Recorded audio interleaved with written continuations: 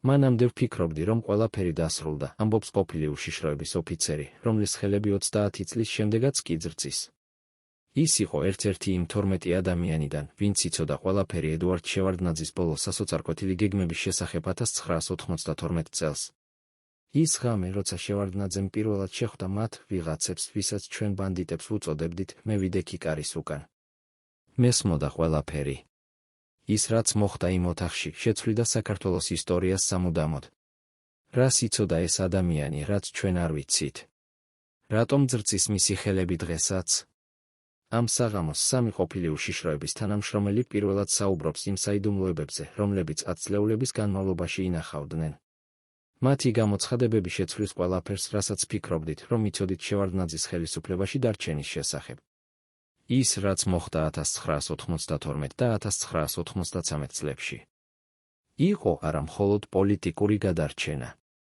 ეს იყო ფაუსტური გარიგება, რომელიც დღესაც აგრძელებს საქართველოს მართვას ჩრდილიდან. თბილისი იხრჩობოდა ქაოსში. 1992 წლის დეკემბერი იყო. ქუჩებში ისმოდა ავტომატების ხმა. ყოველ ღამე ვიღაც კვდებოდა. ყოველ დილას ახალი ჯგუფი აცხადებდა, რომ ისინი იყვნენ ნამდვილი ხელისუფლება. ედუარდ შევარდნაძე, ყოფილი საბჭოთა საგარეო საქმეთა მინისტრი, დაბრუნებული საქართველოში მხოლოდ რამდენიმე თვის წინ, იჯდა თავის კაბინეტში და უყურებდა, როგორ იშლებოდა ქვეყანა. მაგრამ ის, რაც ხდებოდა იმ კაბინეტში, იყო გაცილებით უფრო საშიში, ვიდრე ქუჩის ომები. შევარდნაძე იღებდა ზარებს. არა პრეზიდენტებისგან, არა დიპლომატებისგან, არამედ ადამიანებისგან, რომელთა სახელებსაც არასოდეს ნახავდით ოფიციალურ დოკუმენტებში. პირველი ზარი მოვიდა მოსკოვიდან, იხსენებს ყოფილი უშიშროების უფროსის მოადგილე, რომელიც ახლა ცხოვრობს თბილისის გარეუბანში. დამალული თვალებისგან. ეს არ იყო ოფიციალური არხი. ეს იყო ადამიანი, რომელიც საუბრობდა რუსული სპეცსამსახურების სახელით, მაგრამ არა ოფიციალურად. მან უთხრა შევარდნაძეს, თქვენ გჭირდებათ დახმარება. ჩვენ შეგვიძლია მოგცეთ ეს დახმარება. მაგრამ არა უფასოდ. რა იყო ფასი? რას ითხოვდნენ რუსები? და რატომ შევარდნაძე, ადამიანი, რომელიც ცნობილი იყო როგორც გორბაჩოვის მარჯვენა ხელი, როგორც ცივი ომის დასრულების არქიტექტორი, ისმენდა ამ წინადადებას? საქართველო იყო ომში? არა ერთ. არამედ სამ ფრონტზე. აფხაზეთში მიმდინარეობდა სისხლიანი კონფლიქტი.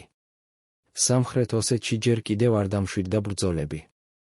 თბილისში თავად ძველი გამსახურდიას მომხრეები აგრძელებდნენ წინააღმდეგობას. ქვეყანას არ ჰქონდა ფუნქციონირებადი არმია. არ ჰქონდა ფული. არ ჰქონდა საერთაშორისო მხარდაჭერა.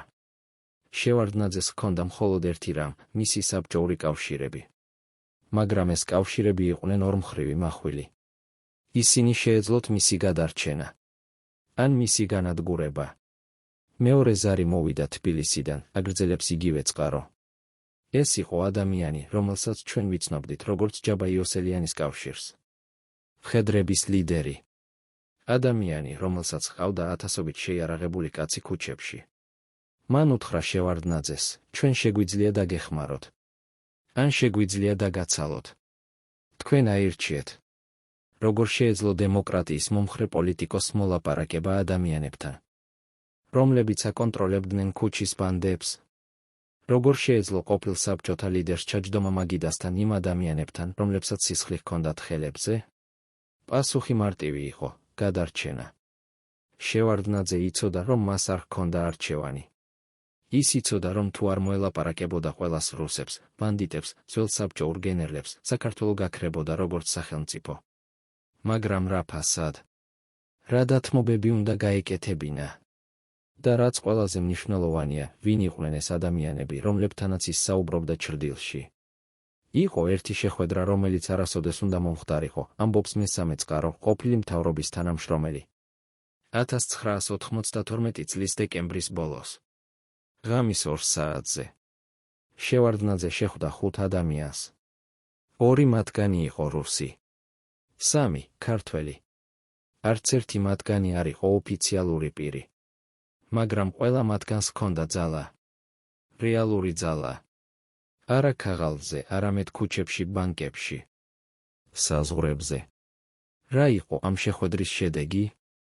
რა გარიგება დაიდო იმ ღამეს? და რატომ ეს ინფორმაცია დარჩა საიდუმლო 30-ზე მეტი წლის განმავლობაში? დოკუმენტები, რომლებიც ახლა ხელმისაწვდომია, ასახავს შოკის მომგვრელ სურათს. შევარდნაძემ არა მხოლოდ მოელაპარაკა კრიმინალურ ავტორიტეტებს. მან მათ მისცა როლი ახალ სახელმწიფოში. მან დაპირდა, რომ ისინი იქნებოდნენ ნაწილი ახალი ეკონომიკური სისტემისა. მან დაპირდა, რომ მათი წარსული დაივიწყებოდა. სანაცვლოდ ისინი უნდა დაეხმარათ მას ხელისუფლების შენარჩუნებაში. ისინი უნდა გამხდარიყვნენ მისი ჩრდილოვანი არმია. მისი არაოფიციალური უშიშროების სამსახური. მისი გზა რუსეთთან მოლაპარაკებისთვის. ყველაზე საშიში იყო ის, რომ ეს მუშაობდა, ამბობს პირველი წყარო. შევარდნაძემ გადაარჩინა საქართველო. მაგრამ რა ფასად? ის შექმნა სისტემას, სადაც ძალა არ იყო კანონში. ძალა იყო კავშირებში. ძალა იყო იმაში, თუ ვინ იცნობდა ვის. ვინ ვის უვალდებულებდა. ვინ ვის ინახავდა საიდუმლოებებს. ეს სისტემა, რომელიც შეიქმნა 1992 და 1993 წლებში, გახდა საფუძველი ყველაფრისა, რაც მოხდა შემდეგ. კორუფციის, ოლიგარქების, ჩრდილოვანი ეკონომიკის, ყველაფრის, რაც დღესაც აწუხებს საქართველოს. მაგრამ ვინ იყვნენ ეს ადამიანები? რა იყო მათი სახელები? რა როლი ითამაშეს ისინი შემდგომ წლებში? და რატომ შევარდნაძე, ადამიანი, რომელიც ცნობილი იყო როგორც რეფორმატორი, როგორც დემოკრატიის მომხრე, გააკეთა ეს არჩევანი? ეს არის ისტორია, რომელიც არასოდეს არ ითქვა. ისტორია, რომელიც ხსნის. როგორ გადარჩა ერთი ადამიანი პოლიტიკურად? და როგორ დაიბადა ერთი ქვეყნის ყველაზე მუქი საიდუმლოება? 1992 წლის იანვარი. შევარდნაძე ოფიციალურად ხდება სახელმწიფო საბჭოს თავმჯდომარე. მაგრამ მისი რეალური ძალა არის თითქმის ნული. ქვეყანა კვლავ ქაოსშია. აფხაზეთში ომი მწვავდება. ქართული ჯარები კარგავენ პოზიციებს. თბილისში ყოველდღე ხდება შეიარაღებული შეტაკებები სხვადასხვა ჯგუფებს შორის. ხალხი შიმშილობს. ელექტროენერგია არის მხოლოდ რამდენიმე საათი დღეში. ეკონომიკა არ არსებობს. ის, რაც არსებობს, არის შავი ბაზარი, კონტრაბანდა და ძალადობა. იმ დროს თბილისი იყო, როგორც ველური დასავლეთი, იხსენებს ჟურნალისტი, რომელიც აშუქებდა იმ მოვლენებს. ყოველ უბანს აკონტროლებდა სხვადასხვა ჯგუფი. მხედრები აკონტროლებდნენ ძველ ქალაქს. მკედრიონი აკონტროლებდა სხვა რაიონებს. იყვნენ აგრეთვე უბრალოდ კრიმინალური ბანდები, რომლებსაც არანაირი პოლიტიკური იდეოლოგია არ ჰქონდათ. ისინი უბრალოდ იყენებდნენ ქაოსს ფულის გამომუშავებისთვის. ამ ქაოსში შევარდნაძეს უნდა ეპოვა გზა არა მხოლოდ გადარჩენისთვის, არამედ ხელისუფლების კონსოლიდაციისთვის. პირველი ნაბიჯი იყო მოლაპარაკება ჯაბა იოსელიანთან. იოსელიანი იყო უცნაური ფიგურა. ოფიციალურად ხელოვნების ისტორიკოსი და მწერალი. რეალურად ერთ-ერთი ყველაზე ძლიერი შეიარაღებული ფორმირების ლიდერი. მისი მხედრები აკონტროლებდნენ თბილისის მნიშვნელოვან ნაწილს.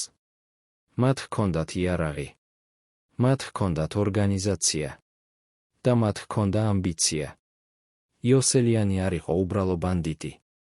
ის იყო ადამიანი, რომელსაც ჰქონდა პოლიტიკური ამბიციები.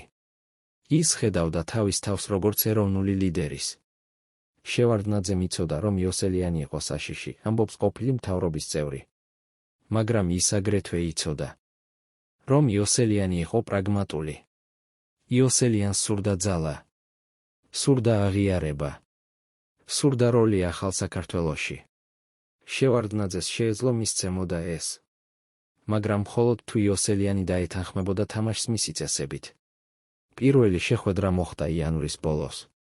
ოფიციალურად ეს იყო შეხვედრა სახელმწიფო საბჭოს თავმჯდომარესა და მხედრების ლიდერს შორის. არაოფიციალურად ეს იყო მოლაპარაკება ორ ადამიანს შორის, რომელთაგან თითოეული იცოდა, რომ მეორეს შეეძლო მისი განადგურება. რა იყო შეთავაზება?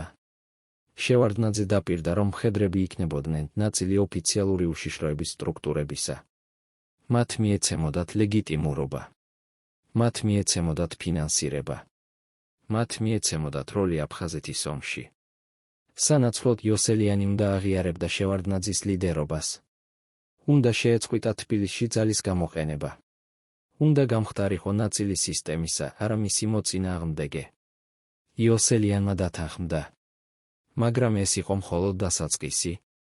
რეალური პრობლემა იყო რუსეთი. ამბობს ყოფილი დიპლომატი. შევარდნაძემ იცოდა, რომ საქართველოს არ შეეძლო გადარჩენა რუსეთის გარეშე. ან უფრო სწორად რუსეთის წინააღმდეგ. მაგრამ რუსეთი არ იყო მონოლითური. იყვნენ სხვადასხვა ჯგუფები მოსკოვში. ზოგიერთი მათგანი მხარს უჭერდა საქართველოს დამოუკიდებლობას.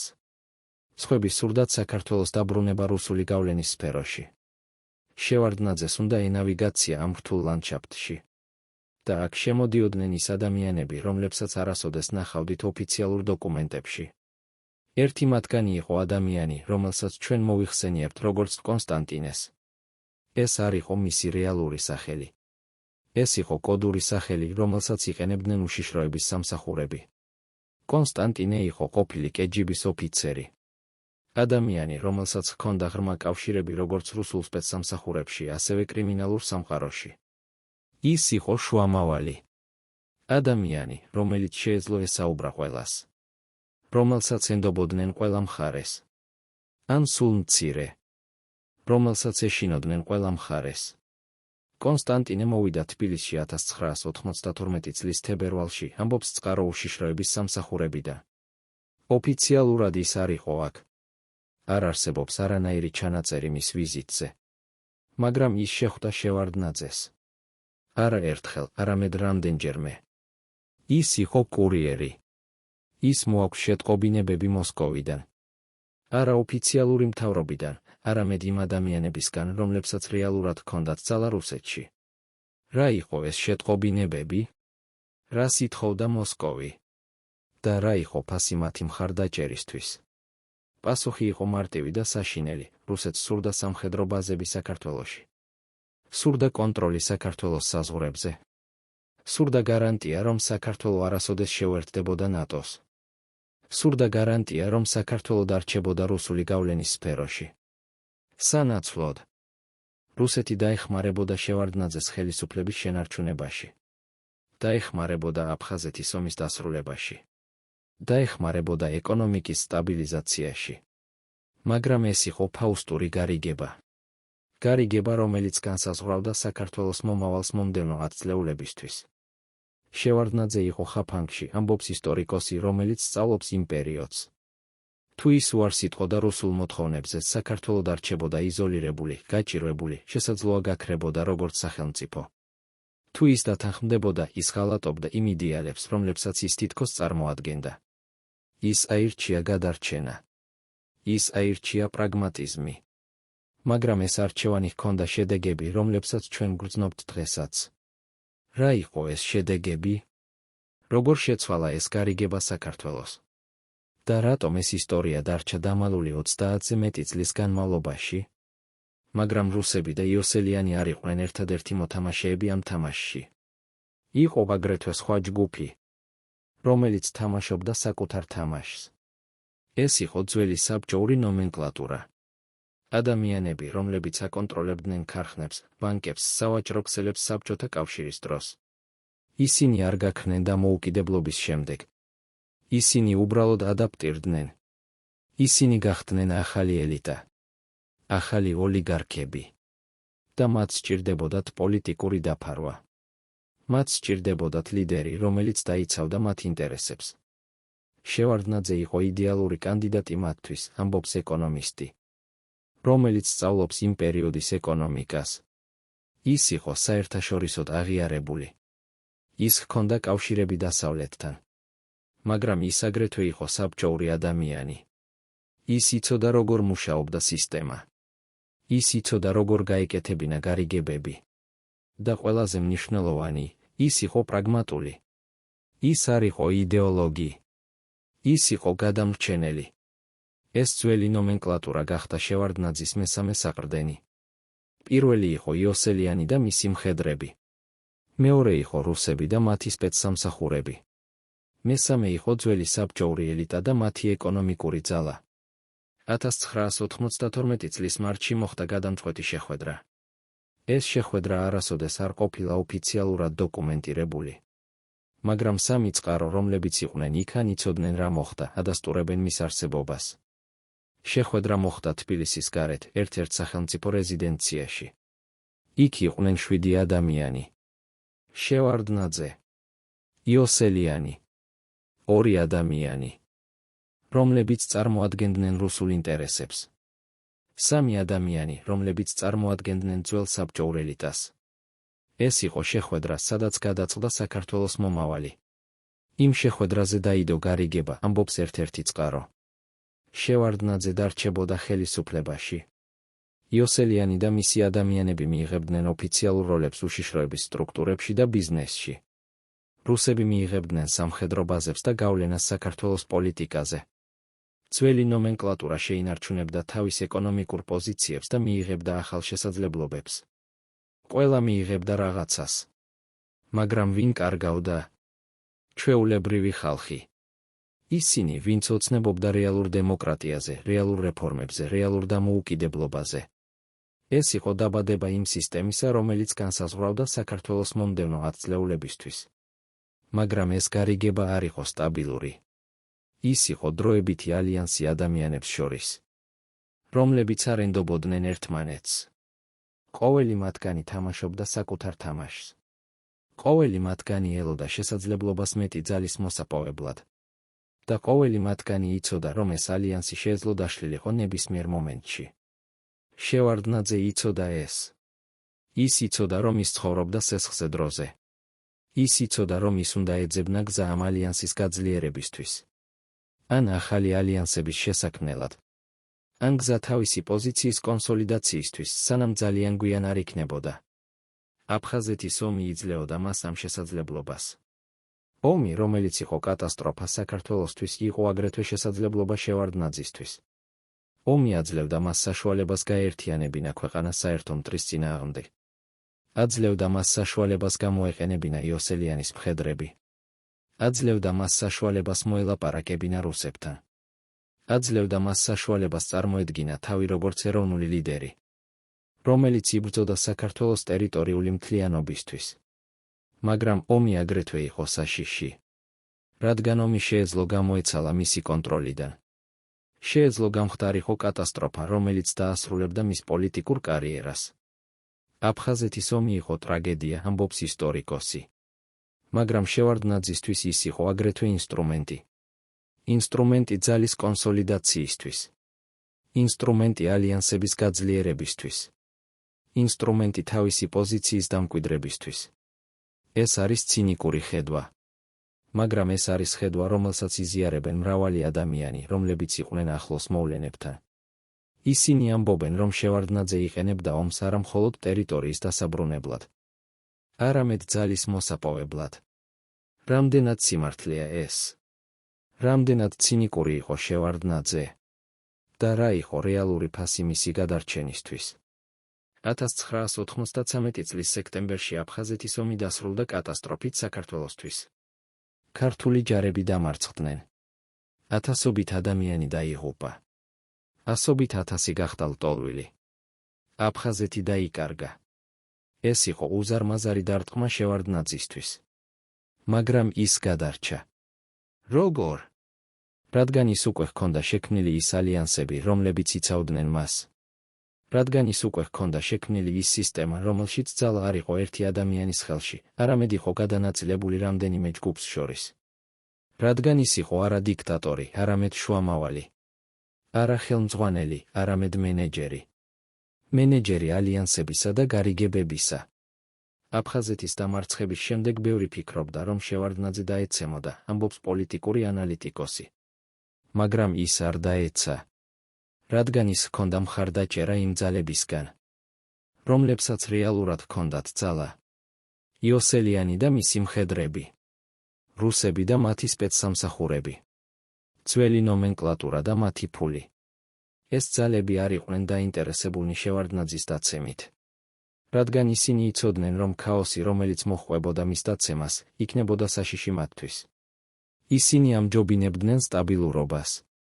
ამჯობინებდნენ შევარდნაძეს, რომელიც იყო მოსალაპარაკებელი ვიდრე უცნობს, რომელიც შეეძლო ყოფილიყო არაპროგნოზირებადი. ეს იყო დაბადება იმისა, რასაც ზოგიერთები უწოდებენ შევარდნაძის სისტემას. სისტემას, სადაც ძალა იყო გადანაწილებული. სადაც არავინ იყო საკმარისად ძლიერი, რომ მარტო მართოს. სადაც ყველა იყო დამოკიდებული ყველაზე. სადაც კორუფცია არ იყო ბაგი. არამედ თვისება. სადაც ლოიალობა იყო უფრო მნიშვნელოვანი ვიდრე კომპეტენცია. სადაც კავშირები იყო უფრო მნიშვნელოვანი ვიდრე კანონები. ეს სისტემა შექმნილი იქნა 1992 და 1993 წლებში. და ეს სისტემა გაგრძელდა მომდევნო 10 წლეულებისთვის. რატომ? რადგან ის მუშაობდა. არა ხალხისთვის. არამედ იმათთვის, ვინც ჰქონდა ძალა. მაგრამ ვინ იყვნენ ეს ადამიანები, რომლებიც რეალურად ჰქონდათ ძალა? რა იყო მათი სახელები? რა როლი ითამაშეს ისინი შემდგომ წლებში? და რატომ ეს ისტორია დარჩა დამალული 30-ზე მეტი წლის განმავლობაში? ეს არის ისტორია, რომელიც ახლა იწყება გამოვლენას. ისტორია, რომელიც ხსნის არა მხოლოდ შევარდნაძის გადარჩენას, არამედ საქართველოს ტრანსფორმაციას. ტრანსფორმაციას საბჭოური რესპუბლიკიდან დამოუკიდებელ სახელმწიფოდ. მაგრამ რა სახის სახელმწიფოდ? სახელმწიფოდ, რომელიც აშენდა გარიგებებზე, არა იდეალებზე. სახელმწიფოდ, რომელიც აშენდა ალიანსებზე, არა ინსტიტუტებზე. სახელმწიფოდ, რომელიც აშენდა გადარჩენაზე, არა განვითარებაზე. 1993 წლის ბოლოს შევარდნაძე იყო უსაფრთხოდ ხელისუფლებაში. მაგრამ რა ფასად? ის ჰქონდა გაკეთებული გარიგებები ადამიანებთან, რომლებიც წარმოადგენდნენ ყველაფერს, რასაც ის თითქოს ებრძოდა. ის ჰქონდა შექმნილი სისტემა, რომელიც იყო საპირისპირო იმისა, რისთვისაც ის თითქოს იბრძოდა. ის ჰქონდა გადარჩენილი. მაგრამ რა გადარჩა მასთან ერთად? და რა დაიკარგა იმ გადარჩენის პროცესში? ეს არის კითხვები, რომლებზეც საქართველო ჯერ კიდევ ეძებს პასუხებს დღესაც.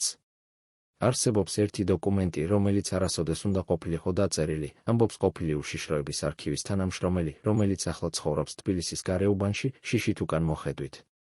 1993 წლის ოქტომბერში, 2 კვირის შემდეგ აფხაზეთის დამარცხებისა. შევარდნაძის კაბინეტში შედგა შეხვედრა.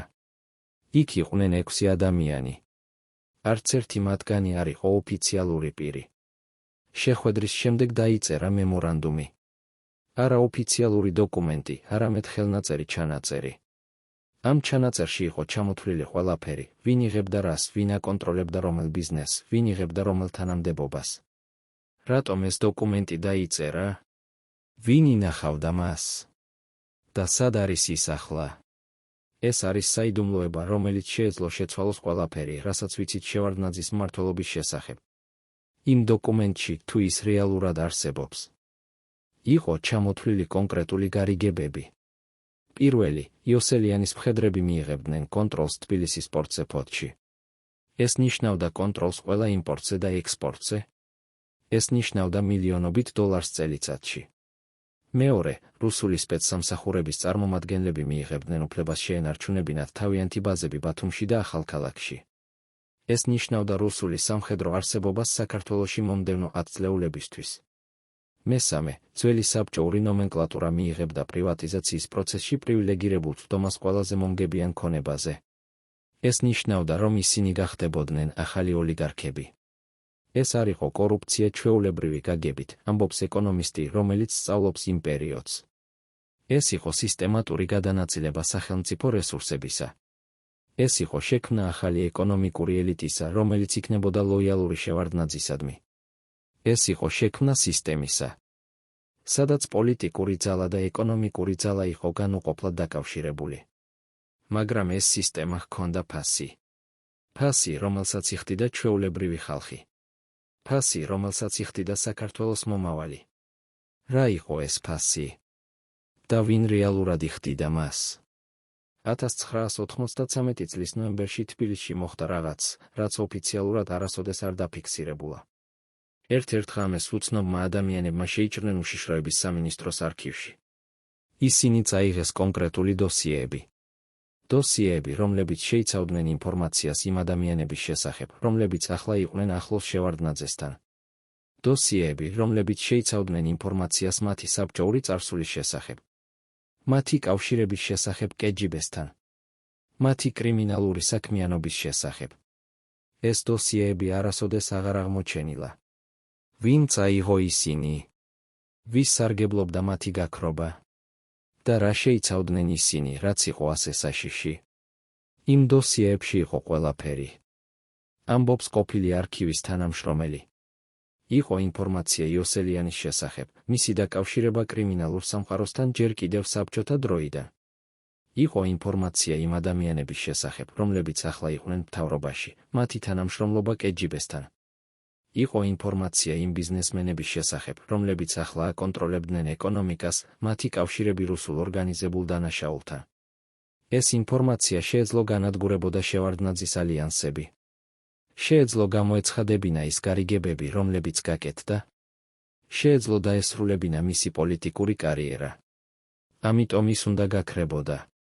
მაგრამ ვინ ორგანიზებდა ამ ოპერაციას? ვინ იყო ის ადამიანები, რომლებმაც შეიჭრნენ არქივში? და ყველაზე მნიშვნელოვანი, სად არის ეს დოსიეები ახლა? ზოგიერთი ამბობს, რომ ისინი განადგურდა. სხვები ამბობენ, რომ ისინი გადაიტანეს რუსეთში, როგორც დაზღვევა. კიდევ სხვები ამბობენ, რომ ისინი ინახება საიდუმლო ადგილას საქართველოში. როგორც საბოლოო იარაღი იმ შემთხვევაში, თუ ვიღაც გადაწყვეტს ღალატს. რომელი ვერსია არის სიმართლე? და რატომ ეს ისტორია არასოდეს არ გამოძიებულა ოფიციალურად? 1993 წლის დეკემბერში შევარდნაძე გახდა პრეზიდენტი. არჩევნები იყო, მაგრამ ყველამ იცოდა, რომ შედეგი იყო წინასწარ განსაზღვრული. ის იყო ერთადერთი კანდიდატი, რომელსაც ჰქონდა რეალური მხარდაჭერა იმ ძალებისგან, რომლებსაც რეალურად ჰქონდათ ძალა.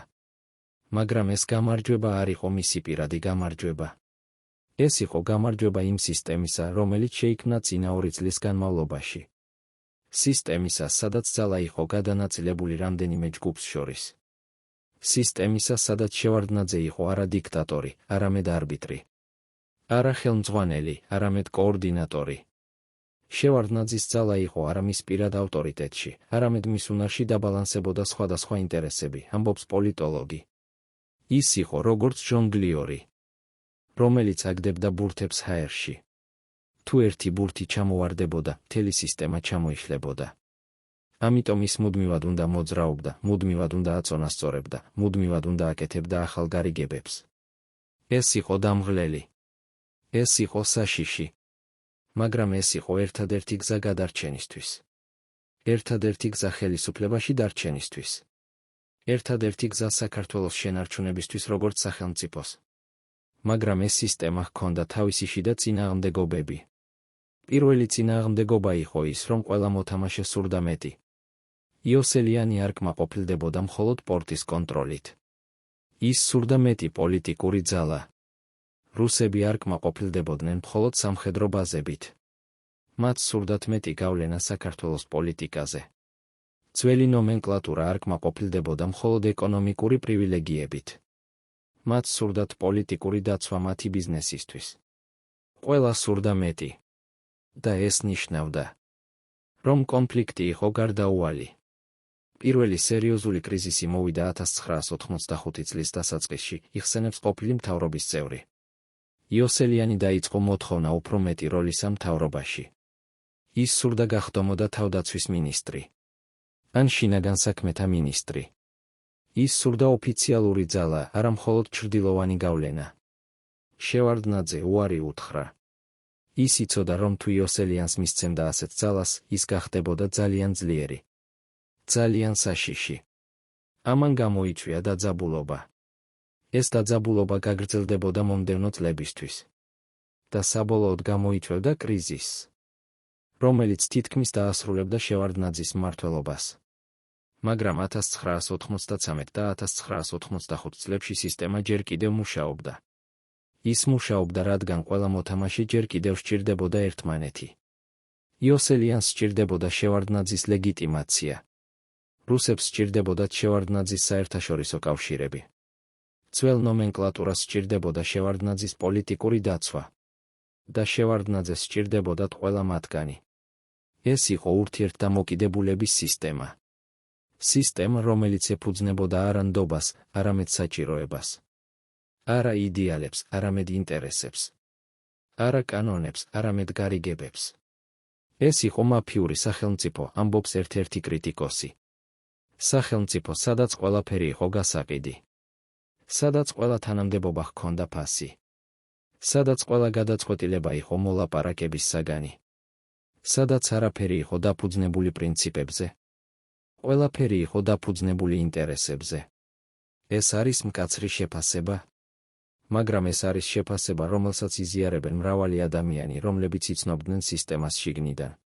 ისინი ამბობენ, რომ შევარდნაძემ არა შექმნა დემოკრატია. ის შექმნა ოლიგარქია. არა სამართლებრივი სახელმწიფო. არამედ კლანური სახელმწიფო. არა თანამედროვე ეკონომიკა.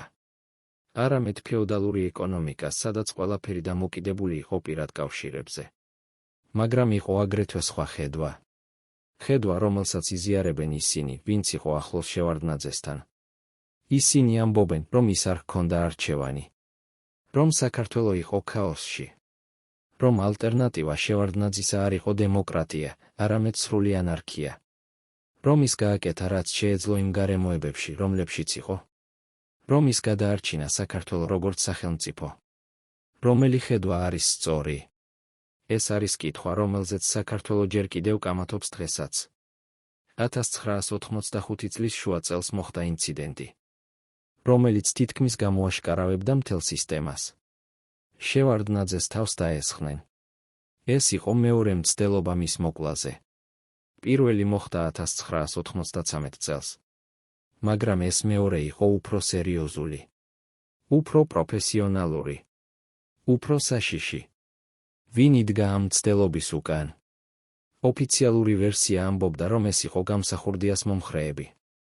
მაგრამ იყვნენ ისინი, ვინც ამბობდა, რომ ეს იყო რაღაც სხვა. რომ ეს იყო გაფრთხილება. გაფრთხილება იმ ადამიანებისგან, რომლებიც ფიქრობდნენ, რომ შევარდნაძე ცდილობდა ძალიან დიდი დამოუკიდებლობის მოპოვებას. იმ მცდელობის შემდეგ შევარდნაძე შეიცვალა, ამბობს ადამიანი, რომელიც იყო ახლოს მასთან. ის გახდა უფრო ფრთხილი. უფრო ეჭვიანი. ის დაიწყო ნდობა უფრო ცოტა ადამიანისა. ის დაიწყო შექმნა პარალელური უშიშროების სტრუქტურების. ის დაიწყო თამაში ერთი ჯგუფის მეორის წინააღმდეგ. ის გახდა უფრო მანიპულატორი. უფრო ციკური. უფრო საბჭოური. ეს იყო გარდაქმნა. გარდაქმნა ადამიანისა, რომელიც ოდესღაც იყო იდეალისტი, ადამიანად, რომელიც იყო მხოლოდ გადამრჩენელი. ადამიანად, რომლისთვის ძალის შენარჩუნება იყო ერთადერთი მიზანი. მაგრამ ვინ რეალურად სურდა მისი მოკლა? რა იყო რეალური მიზეზი იმ მცდელობისა? და რატომ ეს საქმე არასოდეს არ გამოძიებულა სრულად? ეს არის კითხვები, რომლებზეც არ არსებობს ოფიციალური პასუხები. მაგრამ არსებობს თეორიები. ერთი თეორია ამბობს, რომ ეს იყო რუსები, რომლებიც ფიქრობდნენ, რომ შევარდნაძე ცდილობდა ძალიან დიდი დამოუკიდებლობის მოპოვებას დასავლეთთან ურთიერთობაში. მეორე თეორია ამბობს, რომ ეს იყო იოსელიანის ადამიანები, რომლებიც ფიქრობდნენ, რომ შევარდნაძე ცდილობდა მათი გავლენის შემცირებას. მესამე თეორია ამბობს, რომ ეს იყო ძველი ნომენკლატურა, რომლებიც ფიქრობდნენ, რომ შევარდნაძე ცდილობდა ძალიან დიდი რეფორმების გატარებას. სიმართლე არის, რომ ჩვენ არასოდეს გავიგებთ, ვინ იდგა იმ მცდელობის უკან, ამბობს ჟურნალისტი, რომელიც აშუქებდა იმ მოვლენებს. რადგან გამოძიება იყო ფარსი. რადგან ყველა მტკიცებულება გაქრა. რადგან ყველა მოწმე ან მოკვდა, ან გაჩუმდა. რადგან ეს იყო საქმე, რომელიც შეეხებოდა ძალიან ძლიერ ადამიანებს. ადამიანებს, რომლებსაც შეეძლოთ დაფარვა ნებისმიერი კვალი. ეს არის ტრაგედია საქართველოსთვის. ტრაგედია, რომ ასეთი მნიშვნელოვანი მოვლენები რჩება გამოუძიებელი. რომ ისტორია რჩება დაუწერელი. რომ სიმართლე რჩება დამალული. 1985 წლის ბოლოს შევარდნაძე იყო უფრო ძლიერი ვიდრე ოდესმე. მაგრამ ეს ძალა იყო მკიფე. ის ეფუძნებოდა გარიგებებს, რომლებიც შეეძლო დაშლილიყო ნებისმიერ მომენტში. ის ეფუძნებოდა ალიანსებს, რომლებიც იყო დროებითი. ის ეფუძნებოდა სისტემას, რომელიც იყო კორუმპირებული თავის საფუძველში. მაგრამ ის მუშაობდა. ის ინარჩუნებდა სტაბილურობას. ის ინარჩუნებდა საქართველოს როგორც სახელმწიფოს. და ამისთვის შევარდნაძე იყო მზად გაეკეთებინა ნებისმიერი გარიგება. მზად იყო მოელაპარაკებინა ნებისმიერ ადამიანთან. მზად იყო გადაელახა ნებისმიერი ხაზი. შევარდნაძე იყო პრაგმატიკოსი უკიდურესი ფორმით, ამბობს ბიოგრაფი. მისთვის არ არსებობდა წითელი ხაზები. არ არსებობდა პრინციპები, რომლებიც იყო უფრო მნიშვნელოვანი ვიდრე გადარჩენა. არ არსებობდა იდეალები, რომლებისთვის ის იყო მზად გაეწირა თავისი ძალა. ეს იყო მისი ძალა. მაგრამ ეს იყო აგრეთვე მისი სისუსტე. რადგან ადამიანი, რომელსაც არ აქვს პრინციპები, არის ადამიანი, რომელსაც არ აქვს საფუძველი. ადამიანი, რომელიც შეიძლება დაეცეს ნებისმიერ მომენტში.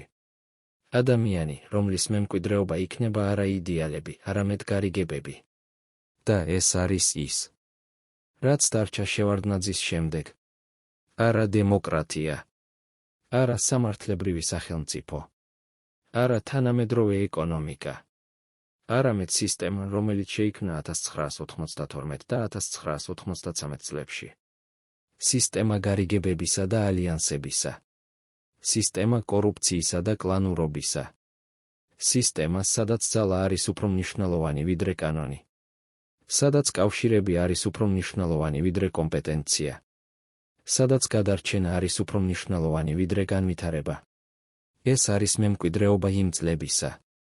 მემკვიდრეობა, რომელსაც საქართველო ჯერ კიდევ ატარებს დღესაც. არსებობს ერთი ადამიანი, რომელიც იცის ყველაფერი, მაგრამ არასოდეს არ ისაუბრა, ამბობს ყოფილი უშიშროების ოფიცერი, რომლის სახელს ჩვენ ვერ გამოვაცხადებთ მისი უსაფრთხოების მიზეზების გამო. ის იყო შევარდნაძის პირადი მდივანი 1986 წლიდან 1989 წლამდე. ის იჯდა ყველა შეხვედრაზე. ის იცოდა ყველა ზარი. ის ინახავდა ყველა ჩანაწერს.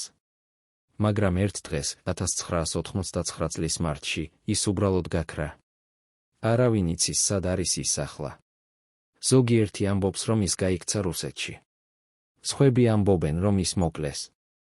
კიდევ სხვები ამბობენ, რომ ის ცხოვრობს საქართველოში დამალული ახალი იდენტობით. რატომ გაქრა ეს ადამიანი? რა იცოდა ის, რაც იყო ასე საშიში? და სად არის ის ახლა? ეს არის ერთ-ერთი ყველაზე დიდი საიდუმლოება შევარდნაძის ეპოქისა.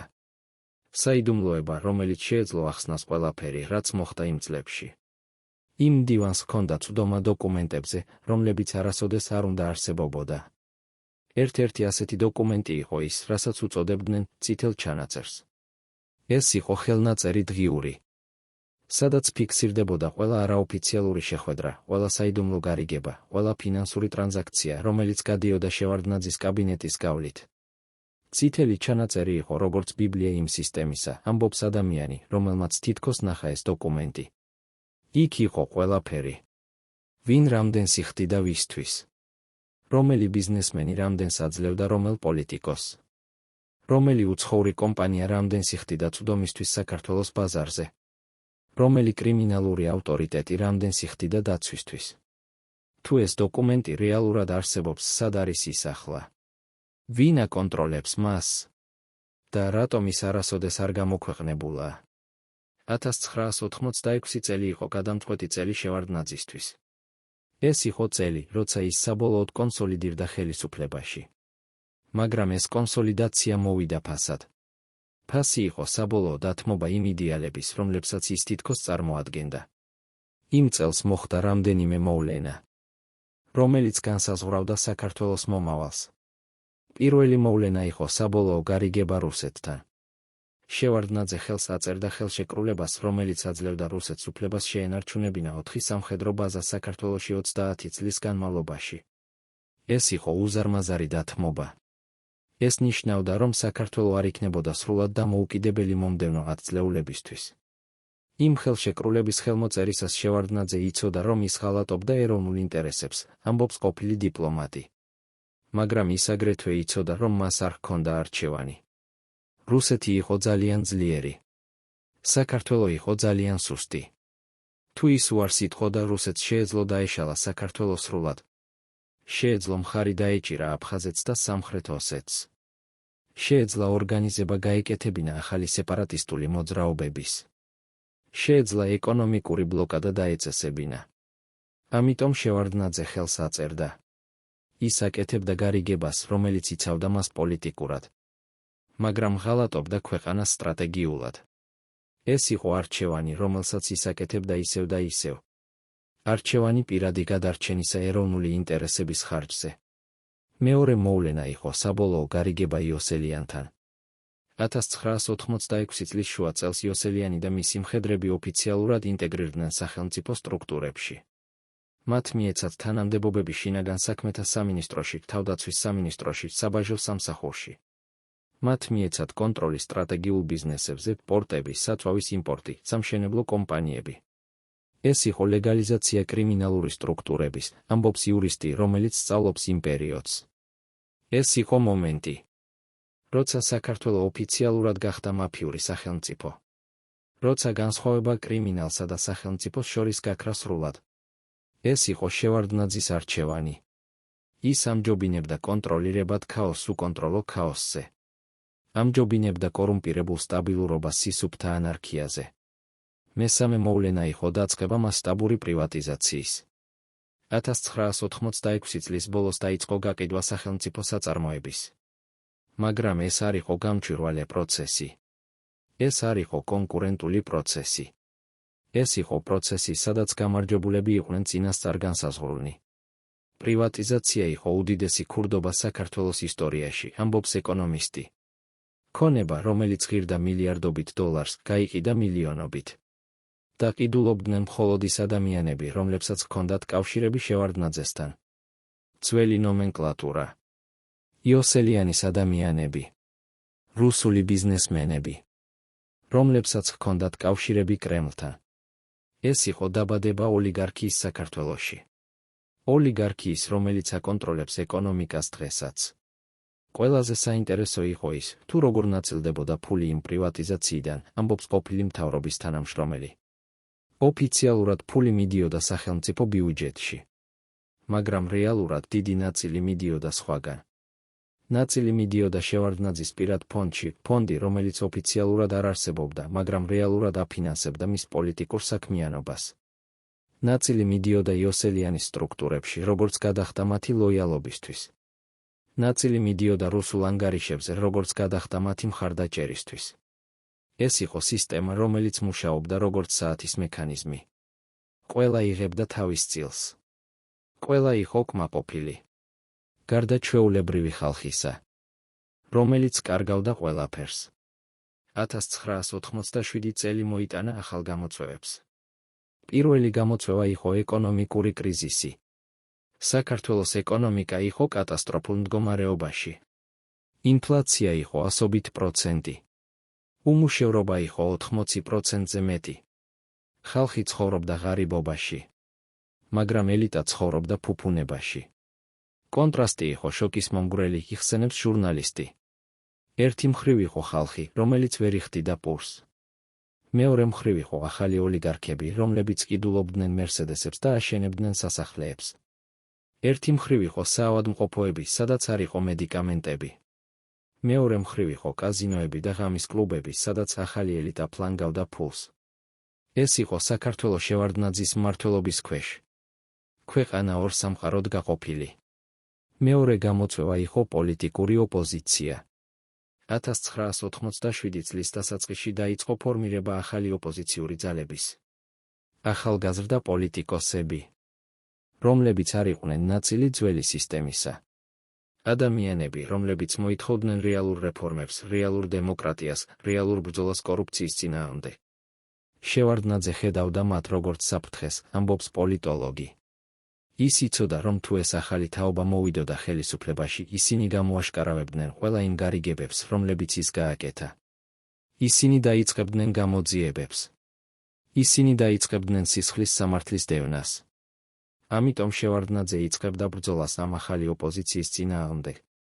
ბრძოლას, რომელიც გამოიყენებდა ყველა იმ მეთოდს, რომლებსაც ის ისწავლა საბჭოთა კავშირში. მესამე გამოწვევა იყო დაძაბულობა იოსელიანთან.